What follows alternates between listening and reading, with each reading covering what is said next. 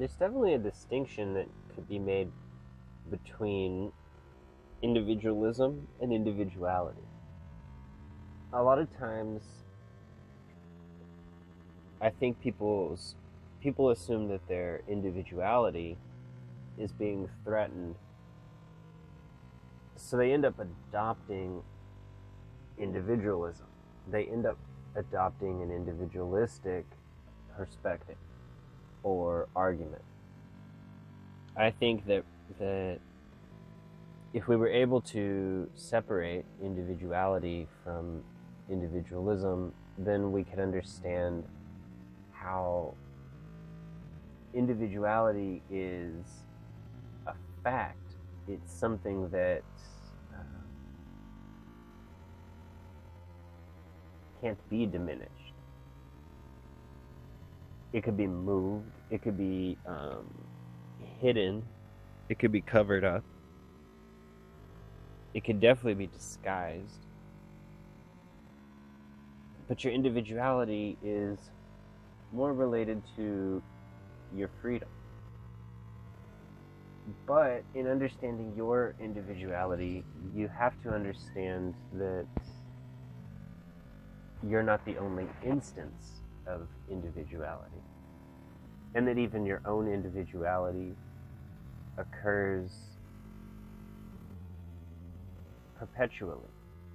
It's not one thing that happens and that's all of you. There are moments, there are instances of your individuality.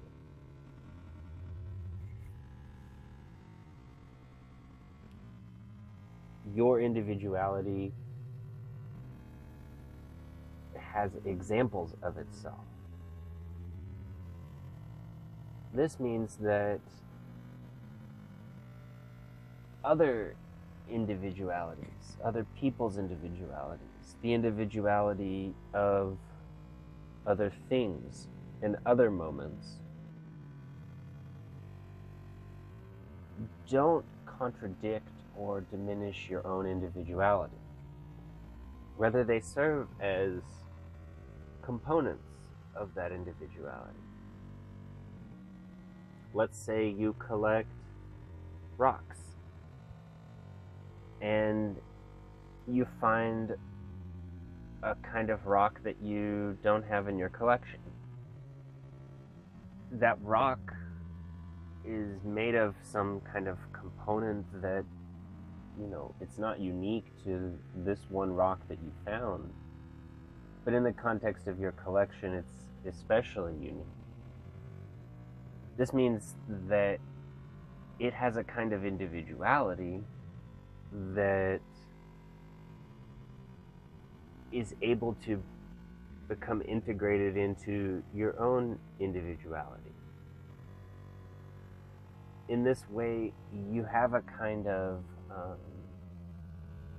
ability to absorb individualities in the world, but also to exude, like to express, to be an individuality.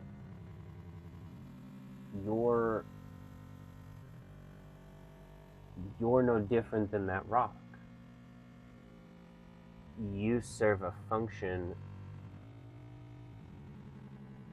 as an individuality in the world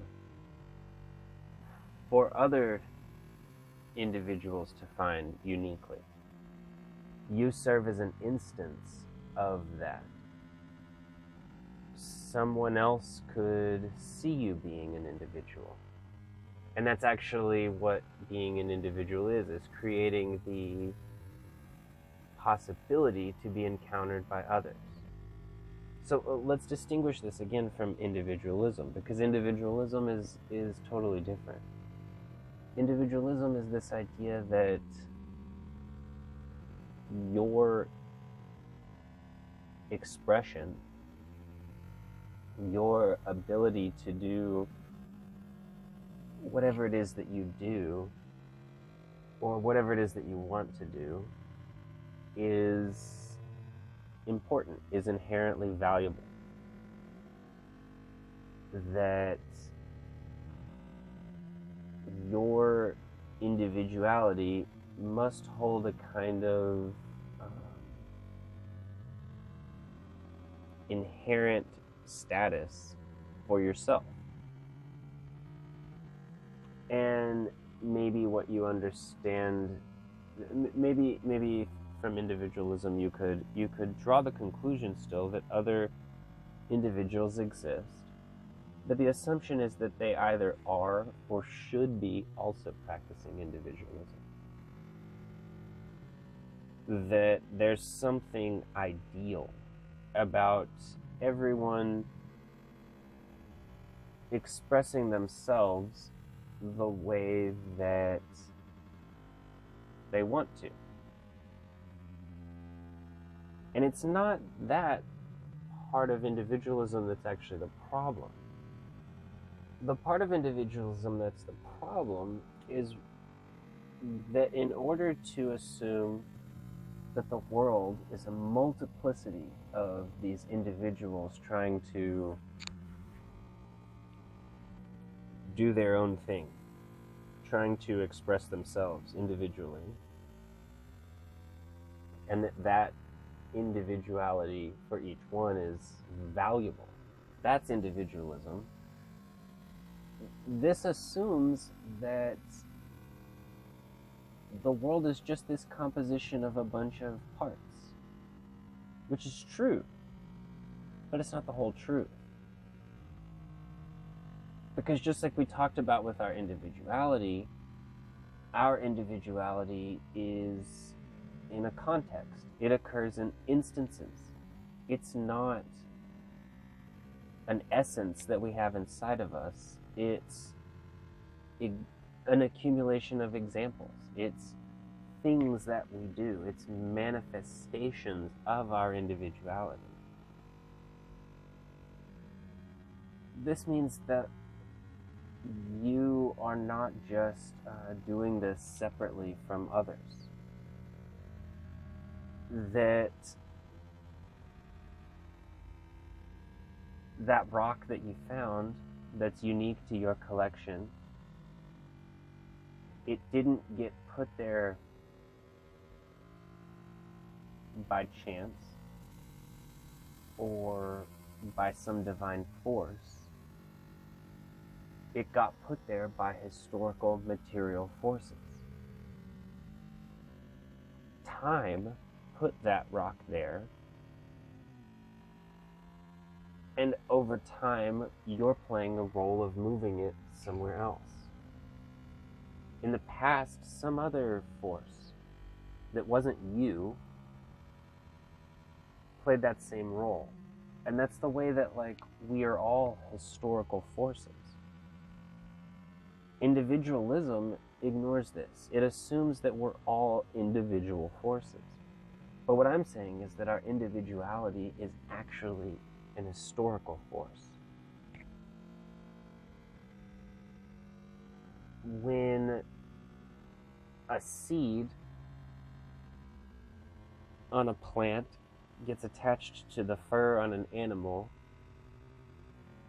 the seed doesn't have any use for being upset or impatient about how long it's taking for the animal to get where it's going so that the seed can get back into the ground and start growing. Because the seed doesn't know where it's going, and the animal doesn't know it's carrying the seed. But both of them have a function that involves more than just them doing their own thing next to each other or in spite of each other. Your being, your individuality is never regardless of others, because your individuality exists through use of the individuality of others and other things in moments. If that rock wasn't there for you to find it then you couldn't have found it.